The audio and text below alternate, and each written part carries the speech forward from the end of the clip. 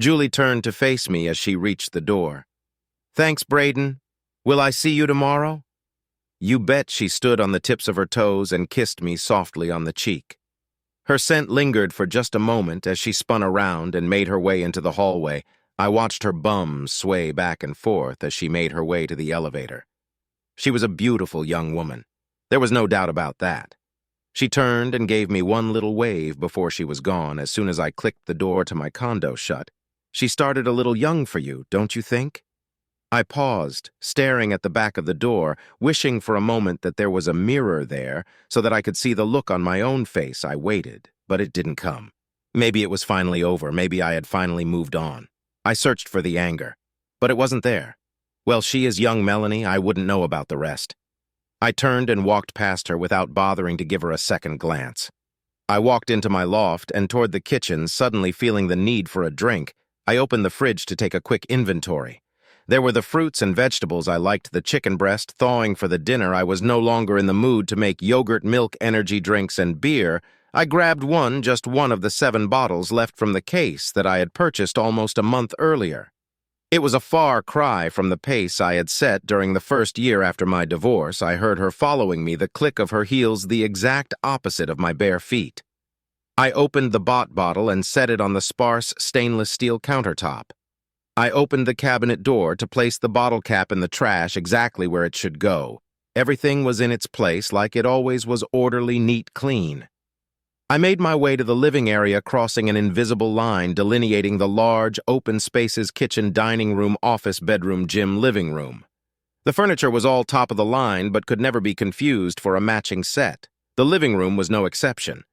2 stiff, black leather lounge chairs on one side, separated by a metal end table and crystal-based lamp. The chocolate leather oversized love seat was next, fronting a huge 60-inch LCD and a glass-topped wooden coffee table. But the recliner was my favorite, plush tin leather, big enough to hold my 6'4" in frame. It was definitely comfortable enough to sleep in. Nothing matched, but nothing looked out of place. Each piece called to me when I purchased it. Everything had a story. Everything was me. So it fit everything except her not even going to offer me a drink. It was the first time I really stopped to look at her. She showed up unannounced. It was the first time I had seen her in 8 years. I was honest enough with myself to admit she looked good, beautiful, even. But then again, she always had the looks. It was her other qualities that I had trouble with. "I wouldn't want you to get the impression that your presence was welcome. You're not my guest. If you want something, you can find it yourself." I watched her spin on her heels and head back to the kitchen. I had missed that bomb. It was perfect after all. She knew it too, which is why, as she was at that moment, she most often wore a skirt that said, "Yeah, I know you're looking." I allowed my eyes to wander from her sexy bum to her long-toned legs, to the straps around her ankles, to the 4-in heels of what had to be her very expensive shoes. I let my primal urges rule the moment, as I imagined her bending at the waist was more for my pleasure than to search for whatever she was looking for. I was waiting for the longing to set, in a reminder of the pain and heartache that always came with being forced to look at something that wasn't yours anymore, something that had been taken, stolen, lost. What I felt instead was something altogether different. Pride. Maybe it was definitely more of a, "Yeah, I've screwed that kind of a" moment. She returned, having found her signature wine glass and Chardonnay. Her eyes were calm, coolly hiding her true intentions. For the first time that I could remember, that realization didn't frighten me. "You look good, Braden." "I feel good, Melanie."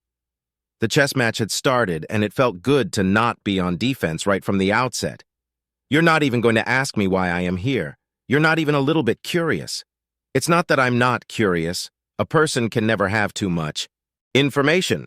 Her telltale smirk told me that she thought we were on even ground. "It's just that I don't give a even in the most surprising situation."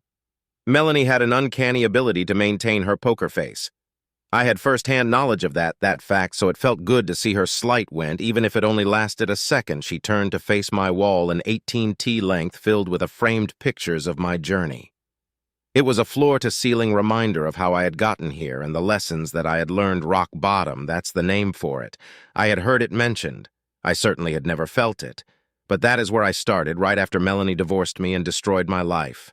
I won't lie and say that ours was the perfect marriage. It wasn't. We struggled mightily in the beginning, mostly because we didn't have any more than $20 extra between us at any given moment. Still, we were young and hopeful and impulsive and committed. Our marriage didn't fail early on because we didn't believe that was even possible. After all, soulmates never gave up on each other, so memories and moments were created like searching for loose change in the couch so that we could scrouge up enough to split a fast food meal and have enough left over to share a cupcake on our first anniversary, or the time we made our first Christmas ornaments from paper and crayons and hung them on the fake tree that we found in the trash behind our apartment when Melanie had them laminated before our second Christmas. I loved her even more and more. Every year we placed them on the tree still. Even when you love someone, they can be annoying. Melanie had a habit of reorganizing things. She'd remove and replace all of the utensils in the kitchen, or the spices in the rack, or everything in the hall closet, in a pattern that only made sense to her just when I had gotten used to the new configuration. She would do it again. It was a small thing, and wouldn't have even been a thing, except that once she was done, she couldn't remember where anything was. "Han, where are the scissors? In the drawer somewhere. They're not where they were last week. Did you move them?" "Probably. I can't remember. Just keep looking. They're here somewhere." I would often have to go and buy a replacement of whatever was missing if I needed it with any urgency. Sometimes it would be weeks before things showed back up and we were broke, so any extra expenditure was a problem. So yeah, it was a little annoying more often than not, though. I never thought about our lack of funds, though.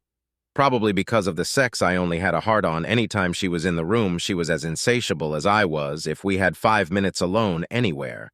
At any time, we were more often than not in a state of undress. I loved the sound of desperation in her voice when I was holding out on her. Then after her arch bums fell back to the earth, I would stare at her exhausted body and watch her while she recovered. She was perfection. With a slight sheen of sweat on her gloriously tanned skin, her body was young and soft and voluptuous. An impossible combination. And I loved her looks. The one that announced long before her clothes came off that I was getting laid was my favorite. The sex was amazing, and I never tired of her crystal blue eyes' memories. Those were the important things after the dust had settled on our divorce, and I had placed the cap back on the bottle. I had my first epiphany. Those hard years when we never knew where the money for next month's rent would come from showed me that together we could survive even the worst situation for Melanie. They were a nightmare never to be lived again at any cost. I watched her peruse my collection. Her eyes gave her away with double takes at the photographs of places we always said we would visit together back when our dreams were impossible but shared. She was the epitome of walking sexuality. The glass dangled in her fingers, the wine swirling to match the SED in her bumps when she tipped her head to look up at the pictures on the top row. Her shoulder-length blonde hair draped across the shoulders of her silk blouse, opening the view to the gentle, sweeping lines of her neck, the very neck I had dreamed of strangling so many times. "I guess it's true you really traveled to all those places." I did. She was watching me again as if she was trying to anticipate my next move. Unfortunately for her, I didn't have one. "You've changed." "Oh, I doubt that is true. In fact, I know it's not true. I am the same man I have always been, perhaps with just a little more me and a lot less." You see, that's what I mean. You never would have said things like that to me before. Life is full of things we want to say, plan on saying, and dream about being able to say and remaining silent. We get lost in that silence, or we lose the person we should be. Are we pretending to be someone we are not? I had spent a lot of time looking for that answer. I finally decided we try to be the person we think we're until someone shows us our reflection in the mirror, and we can no longer maintain the lie. Some get over the shocking truth better than others. Maybe that smirk had returned. I knew it. "So what's different now? There is nothing more of mine you can take. We are not connected in any way, and that means you can't hurt me anymore." She started to speak, a lump catching in her throat. I wanted to believe that she was moved, but I didn't, not even a little. "I want you to make it stop. I didn't start it, but you could end it." "I'm not certain that is true, though. Even if I could, I am not certain I would." "You're enjoying this." "Not particularly. I have very little interest in a constant reminder that the person I loved most in the world was a lying, cheating witch." I'm not sure why. It's not like I had said anything that she hadn't heard before, but I could tell that this time it had stung, if only just a bit. And besides, I'm smarter now. Never interrupt your enemy when he is making a mistake. Sun Tzu, Napoleon. I had been woefully unprepared for the total devastation that had been hurled upon me during our first conflict. I wasn't prepared this time either, but fortunately I also wasn't alone. The rumors had started months earlier. People were whispering everywhere I went the economy was tanking a job, any job was worth its weight in gold, and layoffs were on the horizon. Walking the factory floor was bad enough with eyes following my every move, people stopping me when they thought no one was looking, asking me if I had seen the list, but I was getting it much worse at home. Melanie was near panic, asking me every day if I had heard anything, did I still have a job, was I sure, what was my plan, what were we going to do? I didn't have a plan, I didn't need one. My boss was a good man, and he had my back. He had looked me in the eye and told me not to worry, so I hadn't. And it would have been fine if he had been the one making the final decisions, and other people hadn't intervened if there were signs I missed them. There were some possibilities I recognized after it was much too late. Our sex life had taken a noticeable dip. I thought it was stress. I knew I wasn't in the mood as much as I had been before. I guess I thought it was my fault more than hers. Then there was the fact that Melanie knew before I had stepped 1 foot into the house I had been laid off. My boss was dumbfounded as he told me that the man with the highest team production and best quality rating was lost from his staff. Melanie wasn't even surprised. Unfortunately, it wouldn't be my only long-term commitment that was about to get blown to hell. Melanie gave me absolutely no hint that our marriage was in trouble. She went through the motions of a dutiful wife with EAS, loving embraces, kisses on the cheek, keeping me well-fed in the house spotless. She was so much more of a Susie homemaker. During those last few weeks, she never let me leave the room without telling me she loved me, probably to mask her guilt. I was served while waiting in line for my turn to access the company-sponsored outplacement resources. I came home to find the locks changed, my clothes boxed and in the driveway, with another copy of the restraining order placed neatly on top. My severance package should have lasted for months, but I was almost immediately forced to choose should I use my remaining funds to fight the divorce and for custody of my daughter, or to live. I chose to fight, but I was simply outmatched. Lawyers, psychologists, judges all came to the same conclusion: I was a mentally abusive, unfit parent. I was unemployed, and without means to care for a child, I was worthless. They said so in writing all legal. Like the final blow came when I had my last harebrained idea. If I could just speak to April face to face, she would listen to me. At the time she was 9, old enough to tell them that she loved her daddy and that she wanted to see me and that we were like peas in a pot. And so I stood in the darkness behind the bushes, hoping to see her staring at what used to be my house. That was the first time I saw them together, my wife, my daughter, and the company vice president of operations. He was the son of my former company's founder and a womanizer, an a-hole, and perhaps the worst business manager ever to hold an executive position. But his old man was respected, and people were loyal, and the only ruined life was mine, and I was a nobody, they had all said. So he was a strange-looking man, 10 years my senior, with an expanding waistline, a large checkbook, and my pre-made family. I would be the first one to admit that my description was biased by my hatred. He wasn't deformed or anything, but all I could see was ugliness. That was the night I took my first drink. Not my first ever, but the first one I took to mask my pain. It was a long drink. It lasted a year, it might have lasted forever, but I saw her one more time. I was wandering the streets. Unk facial hair, unwashed clothes, and a foul odor that announced my presence long before I arrived. I was a couple of weeks away from being homeless, if you could call my dilapidated studio apartment in the nearly condemned pre-war era.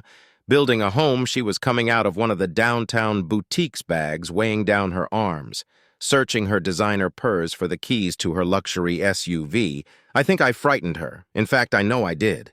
She was momentarily at a loss for what to do next.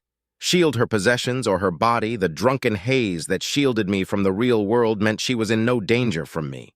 It took me far too long to recognize her, that "oh my God," and her hands covering her mouth in shock before she started her car and drove off, finally registered several minutes later. A few minutes after that, I stole the beer bottle from the convenience store. That was why I was searching for the bottle opener. I was too stupid to lift one with a twist-off cap.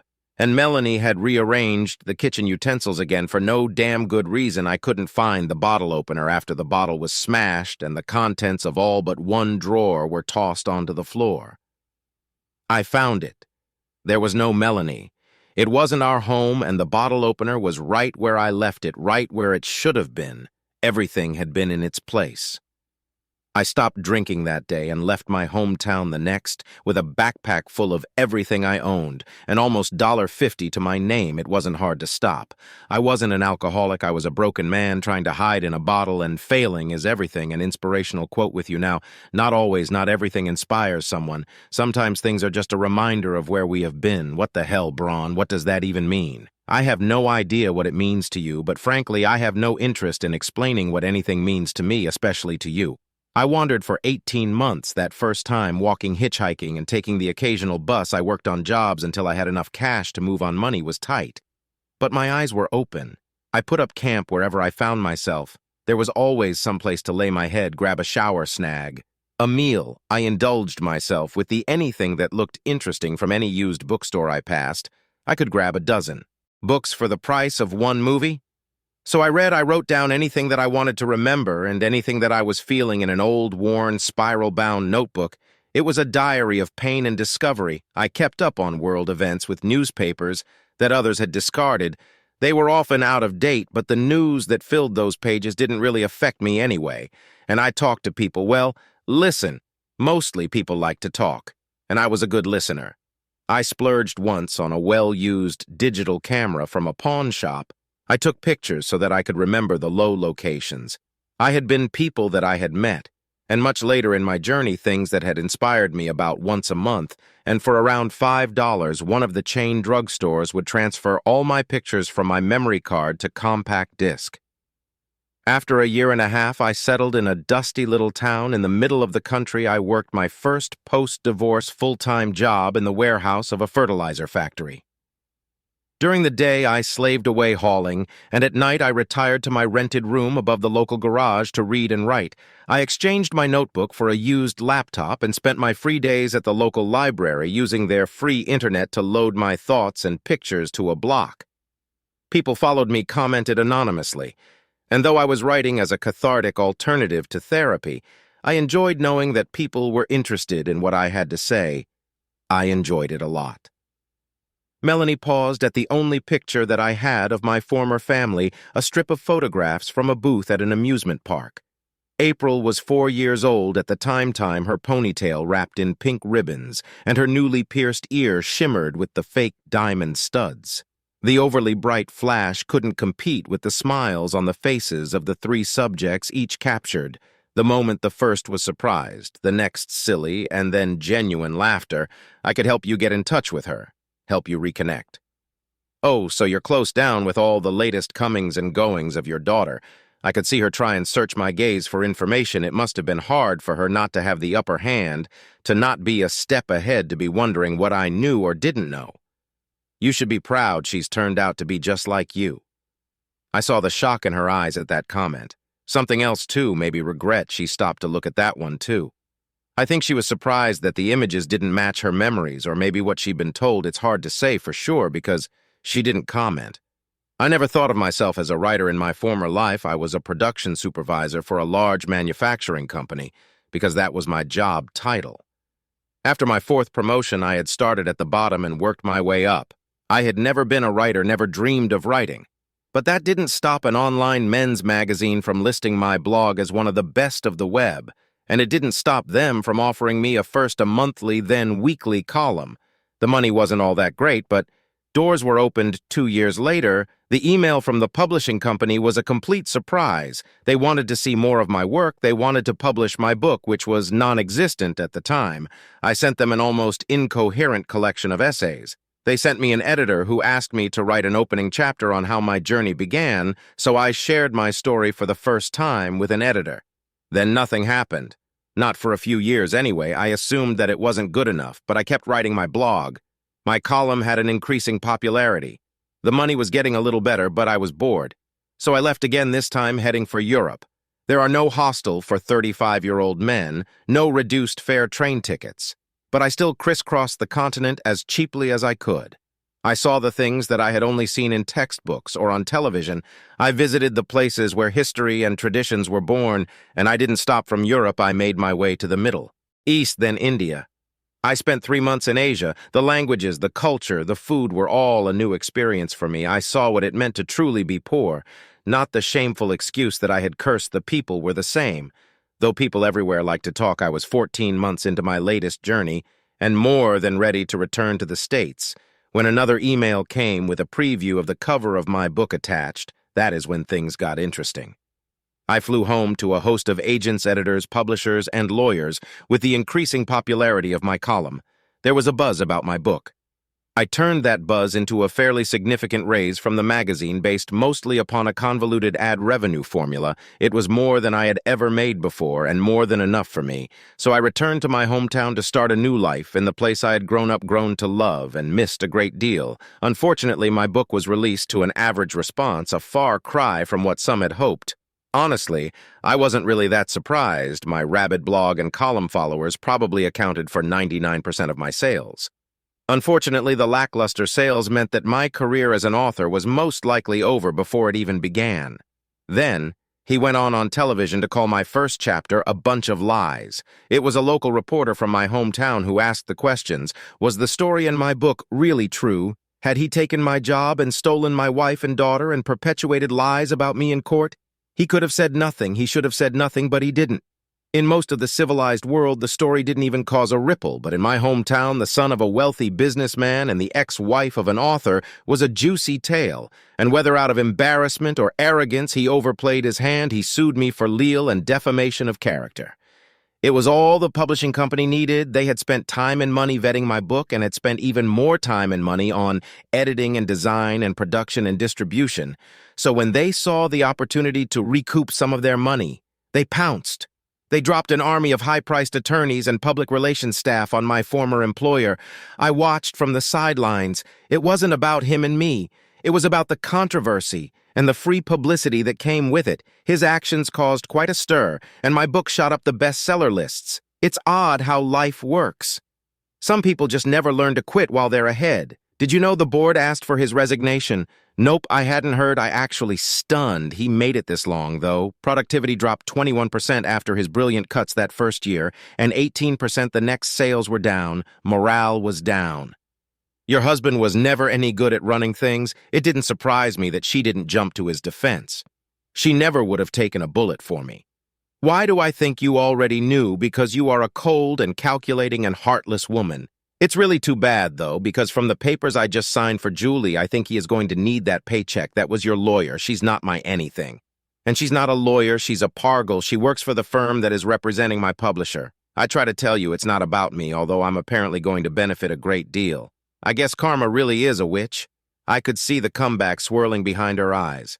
There were so many things that she wanted to say and wish she could, and I saw her finally conclude that there was nothing left in her tank, that I would have the upper hand in every scenario. I hoped that she would give me the opportunity to use some of the onliners that I had been dying to use, but at the same time I wish she would just go away and leave me in peace. So, why are you here? That caught her off guard, but she recovered quickly. Oh, now you're curious. No, I just don't understand what it is that you think you can accomplish. I suppose he should be grateful that you love him so much that you were here trying to save the lie. Bit of his crumbling empire, but like I said, it really isn't up to me. I measured her reaction. It was exactly what I expected, but it isn't him you love, is it? It's his money. Oh, the irony, he had it. But now in the irony of all ironies, he'll have to give it me, and you, once again, we have nothing. What? You don't think you can find another rich sugar daddy to screw for money? I think you were selling yourself short. You've still got a hot body. You'll land on your feet, or in your case, probably your back. It wasn't like that. I'm not sure I had ever laughed so hard in my life. She couldn't possibly think it was different. But her body language was defensive, and her eyes told me she did. I was momentarily taken aback. Could she not know? Was that even possible? Oh my God, you don't know what the hell is that supposed to mean? I didn't say anything for a while, quickly doing the mental but I couldn't find any pitfalls after months of interviews and depositions and discovery motions. It was all part of the record. If she really didn't know he had to know, she would find out. I wouldn't be hurting the case, telling her something that was soon to be public knowledge. You're right. It wasn't like that at all. I am just talking out of turn. It was all innocent. Right? Yes. It was almost a whisper. And I considered asking her to repeat it, but I didn't sure he was just reaching out to the families of his employees, making sure that everyone was aware of the situation at the plant, making sure everyone was preparing for the worst-case scenario. Of course, he was paying special attention to the most venerable of the group, the mid-level management. We were the most at risk, and he felt his personal attention was necessary. She was listening with intent, but I had no idea what she was thinking, so he invited you to lunch to give you a heads up. Of course, nothing had been decided yet. It was all just preliminary. And every so often, he would give you a call to give you the inside information on how the process of evaluating employees was coming along. Then a few more casual lunches, a few more phone calls, and then he changed his tactics. He poured his heart out. The stress of holding so many lives and the balance of his decisions was just too much to bear. The things he had been offered to save people's jobs were so shocking money sexual favors, it really must have been shocking for Melanie because her eyes were as wide as I had ever seen them. I walked over to my desk as I talked search-searing for the right file when I found it. I continued my narration, and that is when you sealed our fates. That was the moment that he won, and I lost the moment when you trust in me as a man, as a father, as a husband, as a provider, lost out to your greed. That is when you gave him your body and destroyed my entire world. I slid the papers across the table. She stared down at them for a while as if they would burn her fingers if she touched them. I had never actually seen the lists, and I always assumed that their existence was a myth. But my publisher's attorneys had combed through thousands of documents revealed during the discovery process. The one she was holding was not all that interesting, except that my name was at the top of the list of employees to keep according to the dates. It would have been one of the first lists produced, maybe even the first. The second was far more interesting. Sure, the names were the same, but the second list had John Davis's almost incoherent notes, check marks by several names, and my name, and one other crossed off with a single red line, mine, annotated with one word. Melanie, there was only one other name marked that way. The attorneys couldn't believe he had kept it, then again, he always was an idiot. The third list was printed on his own letterhead and marked final, and not surprisingly, my name no longer appeared. Her eyes darted back and forth in a mental query that I am sure provided an answer that she wouldn't believe. And now you're wondering how could he possibly know all that she was staring back at me with her mouth slightly open, dumbfounded, was not a good look for her. You figure it out. You're stupid, but not that stupid. You know what I mean? The urge for another drink was strong, so I rose from my chair and went into the kitchen. I dropped a few ice cubes in a glass and pushed it into the refrigerator opening to fill it with filtered water. If I had learned anything, it was never to give in to my urges. Decisions made after careful planning and analysis of the potential consequences were more pragmatic, that and the fact that being drunk in the same room as Melanie seemed to be asking for trouble. I believe that sex is one of the most beautiful, natural, awesome things that money can buy, Steve Martin, since we're just getting everything out in the open. I guess I am curious about something. Did you ever love me? Melanie had been staring at the documents for about 20 minutes. After about 5 minutes, I could see that her grip tightened and her hands were shaking. A few minutes later, her completely stoic expression returned. She hadn't said another word the entire time, so I had decided to break the silence. Apparently, she wasn't interested in answering my question because she moved her head just enough to meet my gaze and then quickly looked away. I would have been paying closer attention to Melanie, but I just couldn't wrap my brain around why she was sitting in my loft. I definitely had questions and I wanted answers, but I couldn't even go there because her sudden appearance just didn't make any sense. It hadn't even been 48 hours since Mr. Moneypants' lawyers had requested a settlement conference. My attorney and the attorneys for my publisher had thrown a bit of impromptu celebration that night. Seeing that move is all but admitting defeat. But in a world ruled by sharks, these guys were the killer whales. They didn't shy away from a fight they wanted. One went looking for one and did everything in their power to make sure they found one. Victory wasn't enough. They enjoyed humiliating people. I am certain that none of them had read my book. Everything I wrote spoke against everything they stood for. And yet, it was nice to have them around, having been on the other side of table with only righteousness on my side, and getting Samar crushed had not been a fun experience, so yeah, I could have easily and correctly been labeled a hypocrite. But I hadn't started down this path, so I happily went along for the ride. I was lost in those thoughts when I took another long look at Melanie. She was as beautiful a woman as she had ever been. I smiled at the thought that I had been right all along. I had often told her that she would just get hotter with age. I honestly didn't have any idea why she had gotten all DD up for me. She looked like she was ready for a night on the town, or more accurately, a night on the prow. And that's when it hit me. Holy, he sent you here. I'm not sure I had ever seen Melanie so angry. In fact, I'm not certain I had ever seen her angry at all when we had been married, even during our worst argument. She had never been angry, disappointed, sure, annoyed, absolutely scared, more than I apparently had known it was the main reason her cheating had been so devastating in an ocean of improbable outcomes, with wave after wave crashing to the shore in my mind. Melanie abandoning me would have been a continent away even now, after years of self-examination and a disciplined and sustained rebuilding of my confidence. I knew I would never be the same soulmates. Never give up on each other, but mine did. Sure, he had to be desperate. The lawsuits and attorney fees totaled $12 million. He was rich. That much was certain. But he wasn't that rich, the Sharks thought in the end that Judge would award almost $7 million in Judge Ments. They tried to explain their calculations to me once my book was called Property and had a valuation, and his lawsuit had been frivolous and without merit, and they had amassed a mountain of evidence to prove that he and his lawyer knew that very fact. It all sounded like the person spewing the better was going to win. Still, his mistake wouldn't leave him penniless, but it would be damn close, and without a source of income like the silver platter cushy job he had been handed before that outcome would be devastating. It was the only thing that made sense. He had sent her to stop me in a final attempt to save the only thing that really mattered to him. Money. He needed a wife and a family. Melanie looked up but still didn't respond. I knew for certain that she had no idea what I was talking about. I had to admire his ability to keep her in the dark. I had never been able to hide even the smallest secret from her, mostly because the guilt would have eaten me alive. I guess a conscience wasn't one of John Davis's concerns. A few members of the board of directors started asking him questions. Why didn't he have a family? When was he going to stop with the long list of women and partying? It wasn't that they gave a about him, or the women for that matter, but it had the potential to be problematic for the company. You can't have your next CEO caught up in sex scandal. It's bad for business. He just flat out asked Stephanie Carmichael to marry him for the money. Of course she was banging him for cash, so he probably thought she'd just agree. Stephanie was what most people would call a 304. Or at least that was the rumor around the plant, and her husband David was what I called a...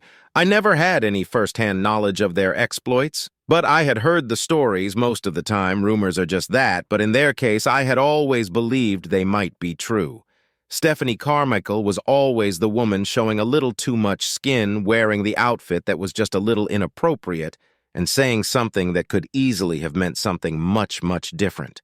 Her husband was always the guy talking about what a hot piece of his wife was and trying to get guys to admit they were checking her out.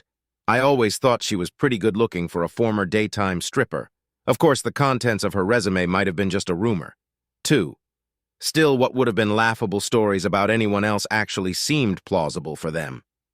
One-night stands, wild house parties, swinging pictures and videos on the internet. I had no idea if any of those things were true.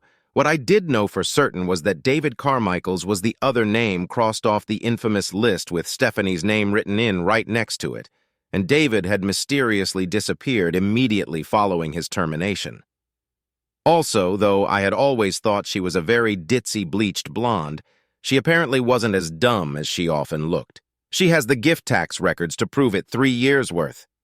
He gave her almost $150,000 for the twice-a-week treatment.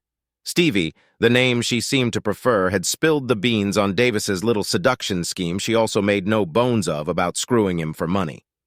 We had an arrangement. He was generous with his gifts, and I showed him my appreciation as best I could every Tuesday and Thursday afternoon at the condo that he leased for me, my husband.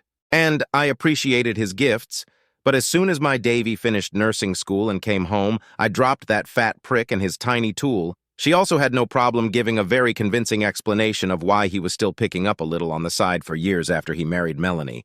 I looked right at Melanie as I finished my next sentence. Apparently he was looking for something he couldn't get at home, like Bob's. I wasn't certain Stephanie had been telling the truth until I saw the look in Melanie's eyes. Then I knew for certain, of course, she could be making it up, because that certainly doesn't sound like the woman I married. I could tell she was about to lose it. It had been almost an hour since she had even made a sound. I decided it was, if I was ever going to have my pound of flesh, it would have to be soon. So what did he tell you when he sent you here? He told me to get you to stop the lawsuits by any means necessary. Does he pimp you out often, or just when he's about to lose his fortune? He's not my pimp.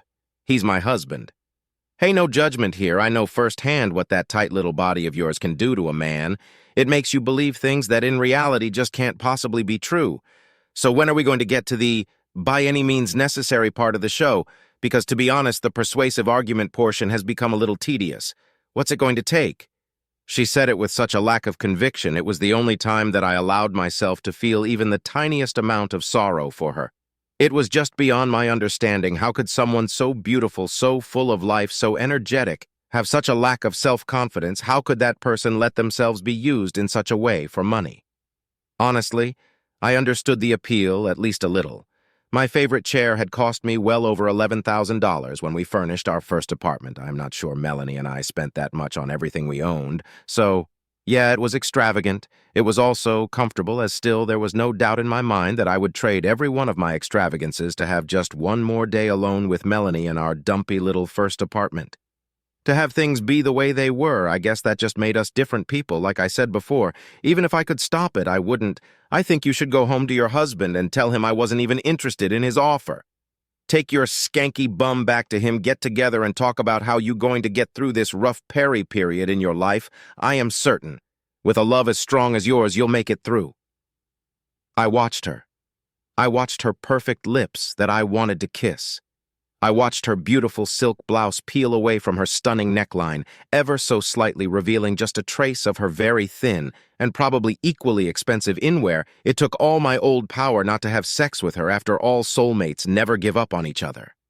I waited for the tear, but it never came. Oh, sure, the water built up in her eyes, and I thought for one moment she might let it spill over, but she didn't. I had to give her credit at least for that. Get the hell out of my house and don't ever bring your cheating. But back sex without love is a meaningless experience. But as far as meaningless experiences go, it's pretty damn good, Woody Allen.